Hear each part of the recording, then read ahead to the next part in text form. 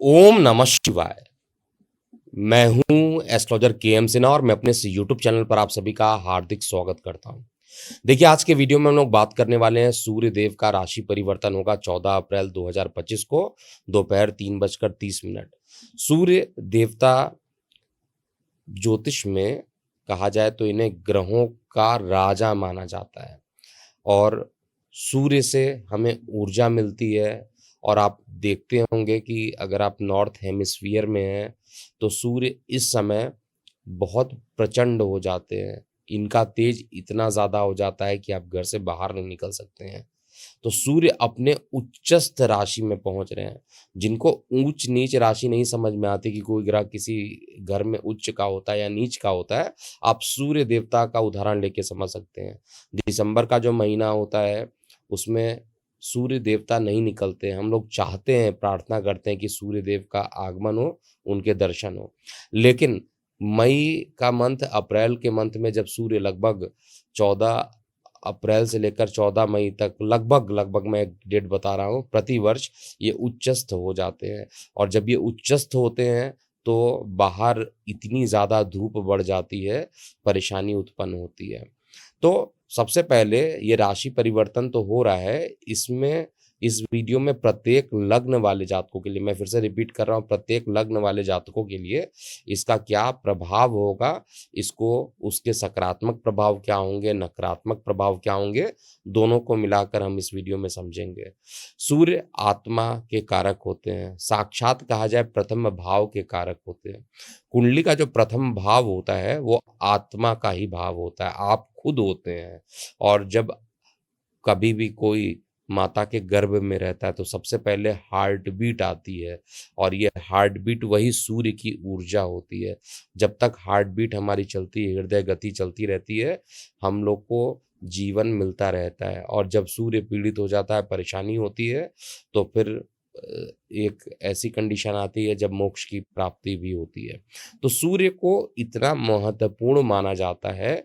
सूर्य से रिलेटेड जो होते हैं, जैसे गवर्नमेंट के कार्य होते हैं, वो सभी सूर्य से ही रिलेट कराते हैं। फल दीपिका के अध्याय 1 और 25 श्लोक में लिखा गया है, उच्चस्थो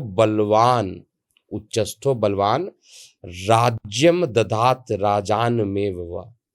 ये आपको डिस्प्ले में भी इसको दिखाया जा रहा है। उच्चस्थो बलवान मतलब उच्च स्थान पर जो है बलवान हो रहे हैं। और इनका क्या प्रभाव रहेगा इसको हम ज़रूर समझेंगे, क्योंकि इसका जो पूरा मतलब होता है कि जब सूर्य उच्च राशि में होते हैं तो वो राज्य, अधिकार और नेतृत्व क्षमता प्रदान करते हैं।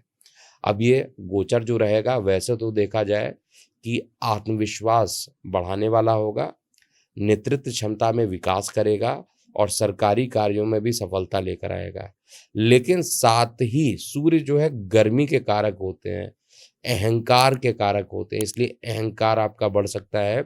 इस समय क्रोध बढ़ सकता है, पिता से मतभेद हो सकती है, या हड्डियों में दर्द, क्योंकि हड्डियों के कारक भी सूर्य देवता है। तो आज से कुछ दिन के बाद ही सूर्य का राशि परिवर्तन होगा 14 अप्रैल 2025 को, और दोपहर 3:20 पे इसका राशि चेंज होगा। सूर्यदेव जिस राशि में जाएंगे वो मेष राशि होगी और ये 15 मई 2025 तक वहीं पर रहने वाले हैं। सूर्य देवता के लिए कहा जाए कि इसका जो प्रभाव रहेगा, क्योंकि अलग अलग लग्नों पे अलग अलग रहेगा, तो इसका सकारात्मक और नकारात्मक प्रभाव भी हम समझेंगे। सबसे पहले सूर्य का जो मेष लग्न वाले जातक हैं उन पर क्या प्रभाव पड़ता है, और मैं कोशिश करता हूँ वीडियो का ड्यूरेशन थोड़ा सा कम रहे तो ज़्यादा बेटर रहेगा। देखिए, अगर आप अपनी कुंडली देख रहे होंगे, यहाँ पर जो डिस्प्ले में दिखाया जा रहा है, अगर आप मेष लग्न के हैं तो सूर्य आपके पंचमेश होते हैं। पंचम त्रिकोण सदैव अच्छा है, नवम त्रिकोण सदैव अच्छा है, और लग्न के कारक होकर लग्न में बैठेंगे तो इस समय तो आपका जो कॉन्फिडेंस रहेगा इतना ज़्यादा बढ़ जाएगा कि आप किसी भी कार्य को जो नहीं पॉसिबल उसको भी आप करके दिखा सकते हैं। विद्यार्थी वर्ग है तो विद्यार्थी वर्गों के लिए ज़बरदस्त प्रभाव रहने वाला है। और अगर आप कोई टीम लीडर हैं, लीडरशिप क्वालिटी है, मैनेजमेंट में कोई लीडरशिप पोजीशन पर हैं और आप मेष लग्न के हैं, तो आपकी जो नेतृत्व क्षमता जो रहेगी इस समय काफ़ी अच्छी हो जाएगी। यानी आत्मविश्वास बढ़ेगा, नेतृत्व क्षमता बढ़ेगी और एक प्रकार से कहा जाए कि नया प्रारंभ भी आपके लिए सूर्य का राशि परिवर्तन यहाँ पर लेकर आने वाला है। संतान के क्षेत्र में भी जो है संतान से सुख की प्राप्ति भी होगा, लेकिन साथ में प्रॉब्लम क्या करेगा, एक तो शरीर में गुस्सा, सिर दर्द, अहंकार ये सब चीज़ें ज़्यादा रहेगा। कई बार आपको ऐसा लगेगा कि जो आप कह रहे हैं वही सत्य है, जिसके कारण वैवाहिक जीवन में आपके थोड़े से परेशानी, क्योंकि बृहत्पराशर होरा शास्त्र में लिखा हुआ है, सूर्य लग्ने स्थिता सूरो मूर्धन्य व्याधि प्रजायते। तो ये इसका मतलब क्या है कि सूर्य जब लग्न में स्थित होते हैं, तो आपको बहुत सारे परेशानियों से बाहर भी निकालते हैं, आपका आत्मविश्वास भी बढ़ाते हैं, लेकिन आपके वैवाहिक जीवन पर नकारात्मक प्रभाव भी डालते हैं। तो वैवाहिक जीवन को लेकर मेष लग्न वाले जातक थोड़ा सतर्क रहिएगा, क्योंकि सूर्य की नीच दृष्टि पड़ेगी और साथ में आपको इस समय ये भी ध्यान देना चाहिए कि कोई भी बिज़नेस डील अगर आप करना चाहते हैं, तो इस समय नहीं करना चाहिए। इस समय परेशानी उत्पन्न हो सकती है। अहंकार पर कंट्रोल रखना पड़ेगा।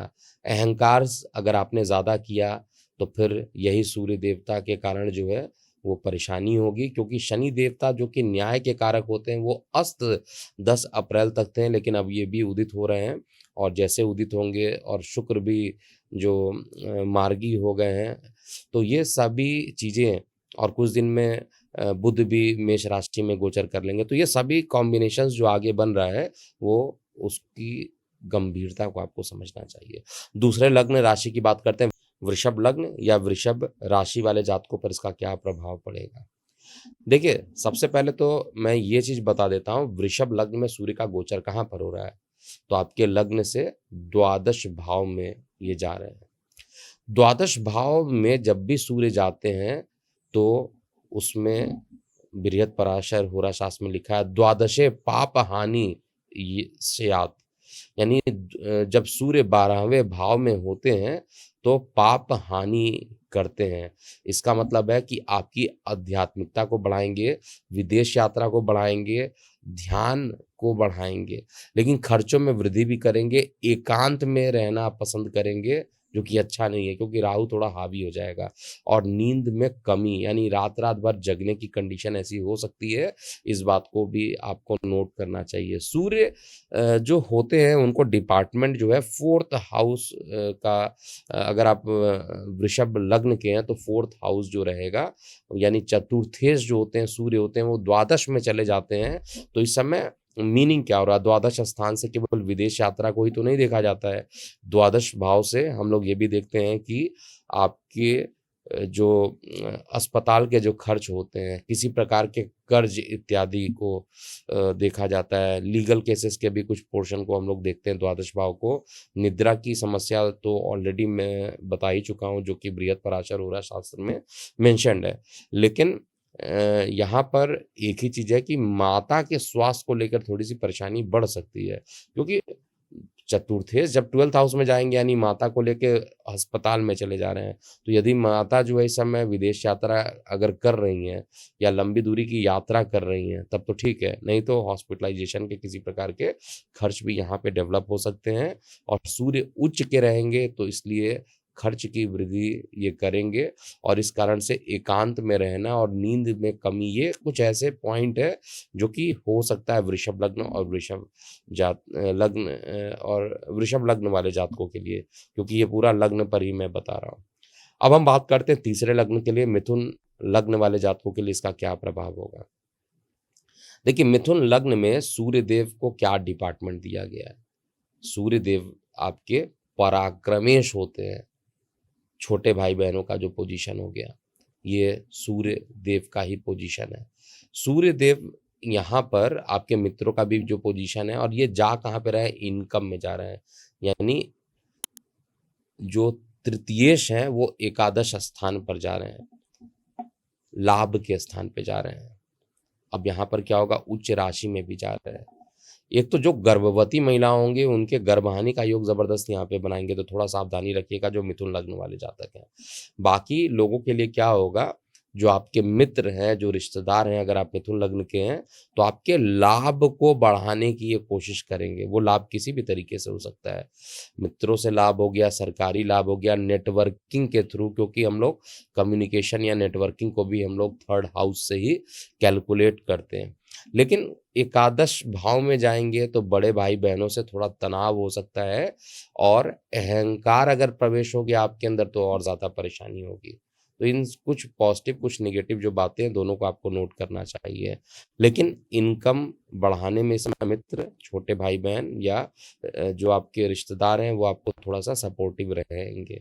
थोड़ी-सी वाणी उग्र हो सकती है, इस बात को ध्यान दीजिएगा और गर्भवती महिलाओं के गर्भहानि का योग बनता है, तो आपको विशेष रूप से ध्यान देना चाहिए। सूर्य भगवान को जल चढ़ाना चाहिए प्रतिदिन और रविवार के दिन अगर आप लाल पुष्प या लाल कलर की कोई भी वस्तुएँ, खाने योग्य वस्तु जैसे सेब हो गया, अनार हो गया, इसका अगर आप गरीबों में दान करा दीजिए, तो बहुत ही अच्छा होगा। कर्क लग्न वाले जातकों के लिए देखा जाए तो सूर्य आपके सेकंड हाउस के लॉर्ड बनते हैं। द्वितीयेश हैं, सेकंड हाउस के लॉर्ड हैं और साथ में जा रहे हैं दशम भाव। देखिए कर्क लग्न के लिए महत्वपूर्ण क्यों है? क्योंकि कर्क लग्न एक ऐसा लग्न बनकर आ रहा है जिसमें दशम भाव में सूर्य दिग्बली हो जाते हैं, दिशा बली हो जाते हैं।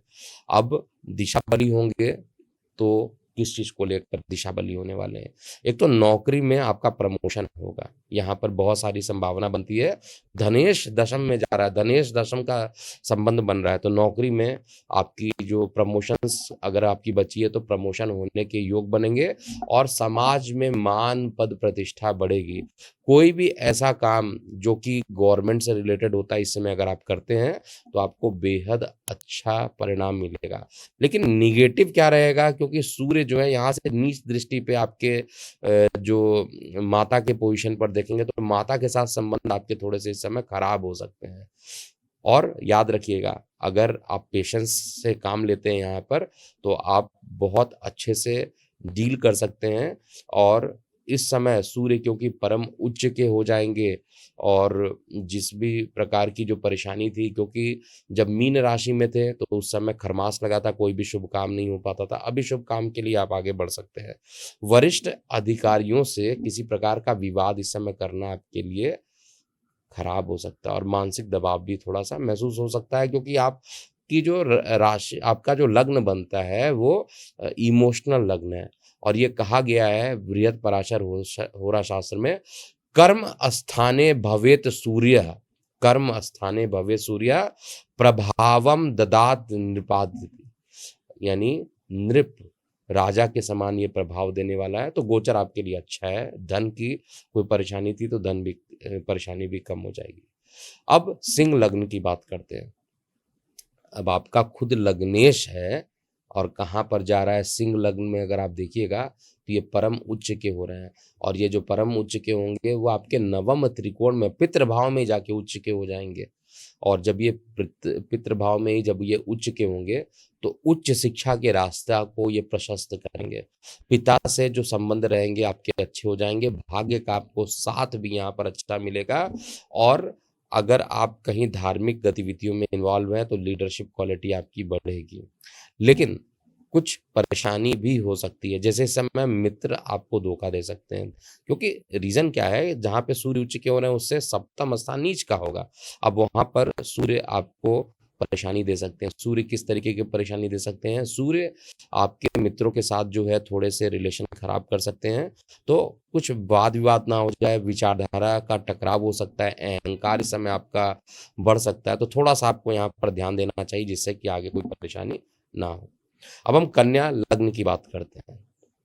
देखिए कन्या लग्न में अगर सूर्य की पोजीशन देखा जाए तो अष्टम स्थान पर जा रहे हैं, मेष राशि में जा रहे हैं और परम उच्च के हो जा रहे हैं।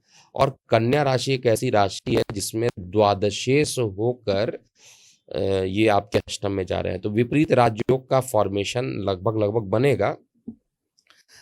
इस समय आपका जो लग्नेश है थोड़ा-सा नीचस्थ राशि में है, लेकिन नीच भंग राजयोग बन रहा है। लग्नेश स्ट्रांग हो, त्रिक का मालिक त्रिक में हो, तो ऐसे कंडीशन में विपरीत राजयोग का फॉर्मेशन होता है। अब जो जो 8वाँ घर होता है, वो रहस्यों का घर होता है। तो यहाँ पर गुप्त लाभ होना, अनुसंधान में रुचि मिलना, उत्तराधिकारी से रिलेटेड कुछ अच्छे परिणाम मिलना, किसी चीज़ के उत्तराधिकारी आप बनाए जा सकते हैं।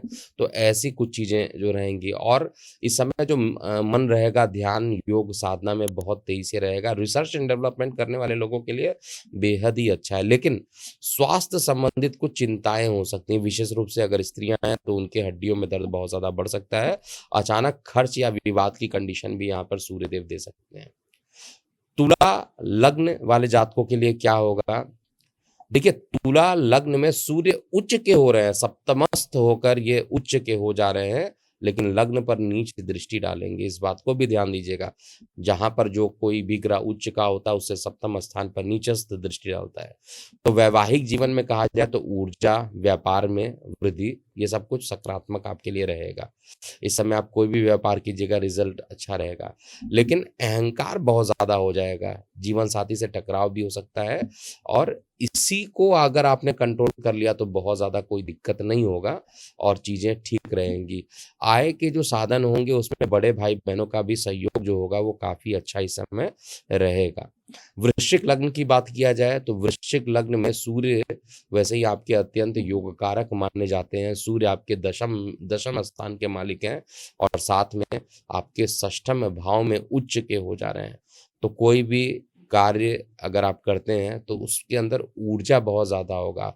शत्रुओं पर आप विजय प्राप्त कर पाइएगा। लीगल केसेस अगर आपके ऊपर चल रहा है तो लीगल केसेस में भी राहत रहेगा, आपके पक्ष में चीज़ें आ जाएँगी। और साथ में यहीं से सूर्य नीच दृष्टि से देखेंगे द्वादश स्थान पे, तो वो आपको थोड़ी-सी परेशानी दे सकता है कि अत्यधिक थोड़ा मतलब तनाव आपका ज़्यादा हो सकता है, नींद ना लगने की समस्या हो सकती है, और बहुत ज़्यादा काम का बोझ होने से थकावट भी आप महसूस कर सकते हैं। तो थोड़ा-सा आपको अपने ऊपर ध्यान देना चाहिए और आदित्य हृदय स्तोत्र का पाठ कीजिए। देखिए 2 रीज़न हैं जो वृश्चिक लग्न वाले जातक हैं। वृश्चिक में क्या प्रॉब्लम है, इस समय आपका लग्नेश नीच राशि में गोचर कर रहा है और 6 जून तक लगभग ये नीच राशि में गोचर करेगा। तो जब तक ये नीच राशि में गोचर करेगा, आपको कुछ ना कुछ परेशानी उत्पन्न करेगा, और साथ में सूर्य की पोज़ीशन हालाँकि अच्छी है, सूर्य की पोज़ीशन षष्ठम भाव में काफ़ी अच्छी मानी जाती है। लेकिन आपको फिर भी पेशेंस रखना पड़ेगा, क्योंकि अगर इस समय वाणी उग्र हो गई तो थोड़ी-सी परेशानी डेवलप हो जाएगा आपके लग्नेश के नीचस्थ होने के कारण। धनु लग्न की बात किया जाए, देखिए संतान सुख, क्रिएटिविटी और रोमांस में ये वृद्धि करने वाले हैं। अब आप खुद देखिए, अगर आप धनु लग्न के जातक हैं, तो धनु लग्न में नवम त्रिकोण के मालिक सूर्य हैं और साथ में पंचम त्रिकोण में जा रहे हैं।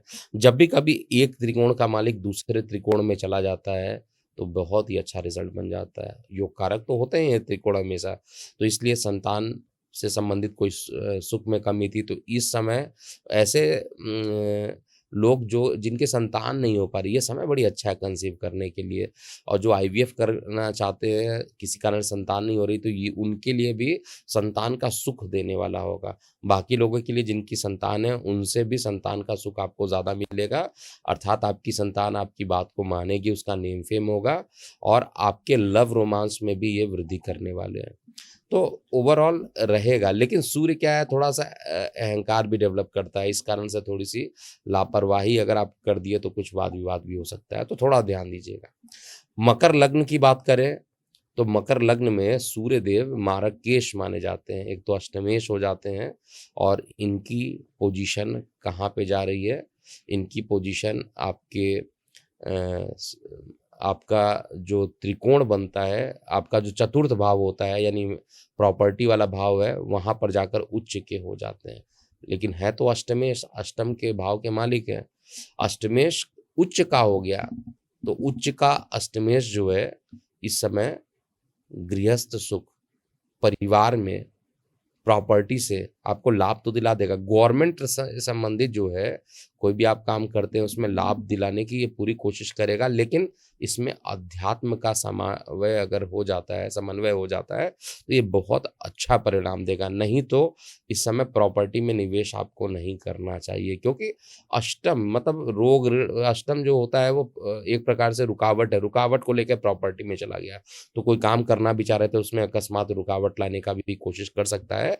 और साथ में माता के साथ जो रिलेशंस रहेंगे वो तो ओवरऑल अच्छा रहने वाला है। प्रॉपर्टी से लाभ तभी मिलेगा, मैं बार बार रिपीट कर रहा हूँ, जब आप धार्मिक रहेंगे। अगर धार्मिक है तो आपको प्रॉपर्टी से लाभ मिलेगा, अदरवाइज थोड़ी सी कलेश भी हो सकती है यहाँ पे। और सबसे महत्वपूर्ण बात है कि यहाँ से सूर्य आपके नीचस्थ दृष्टि से देखेंगे आपके दशम भाव को, तो गवर्नमेंट से कोई पॉजिटिव न्यूज़ तो नहीं यहाँ पर आ सकता है, क्योंकि सूर्य नीच के हो रहे हैं। तो इस बात का आपको ध्यान देना पड़ेगा। कर्म आपका ज़्यादा बढ़ेगा, मेहनत ज़्यादा बढ़ेगा। कुंभ लग्न की बात किया जाए तो कुंभ लग्न में जो सूर्य देवता है वो आपके सप्तम स्थान के मालिक हैं, और ये गोचर में आपके पराक्रम स्थान पर ही जा रहे हैं। तो पराक्रम स्थान जो होता है लेखन का, भाषण का, साहस का, छोटी यात्राओं का भी होता है, आपके छोटे भाई बहनों का भी हो सकता है, वाणी का भी स्थान हो सकता है।